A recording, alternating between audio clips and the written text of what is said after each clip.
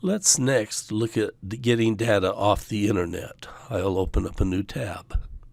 Before I put it into the spreadsheet, let's first go to a browser and see what we might want. I will go to a Chrome browser.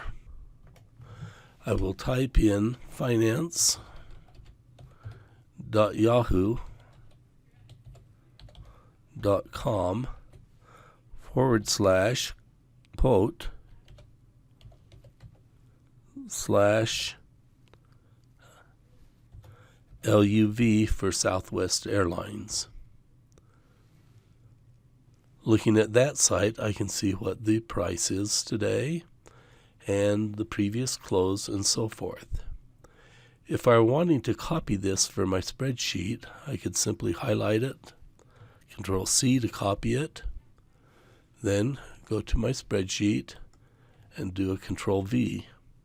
Now that one was very thin, the columns were, so maybe I'll Control-Z and highlight these columns and make them a little bit bigger so there's room for it. And now do a Control-V.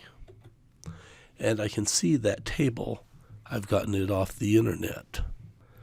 That is nice and it works, but maybe we would like to set up a connection instead. I used to always use get external data from the web, but the wizard is not working very well nowadays. The browser has not been kept up to date, and it is throwing way too many errors and very hard to get through. And so instead, let's go to a new page.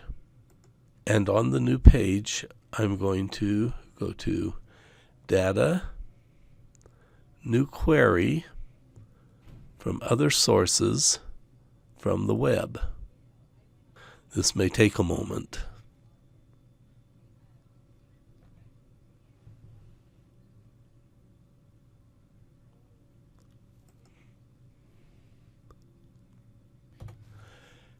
And copy it, Control-C and Escape, and then go back to our spreadsheet.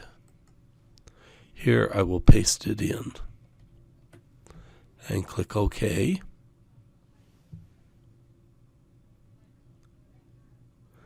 Now it is searching for that particular page that we want. Again, sometimes this is a little bit slower than we desire. When it finds the page, then it opened up a document here where the different tables on that page are available. It found a table. This is the previous close, open, bid, and ask. Other tables. These are places on that web page that may be useful. Let's go to table 0, and I'll load that into the spreadsheet. When loaded, it looks something like this. And in addition to having the data in the workbook, I can go to Data, Connections, and see this query here and the properties that this is the Microsoft Mashup one where we went and got that data from table 0. Let's try deleting something on here and refreshing it. Now when I refresh all, it's not only going to refresh this, but also the large database that we got from the corporate server. So 1, 2, 3, click. I'm sure the corporate server database loaded very quickly. Going out to the website seems to take a bit longer. There it goes. Thus we can open it up anytime we want and see what the current data is on that website. Tomorrow it will have a previous close that is different.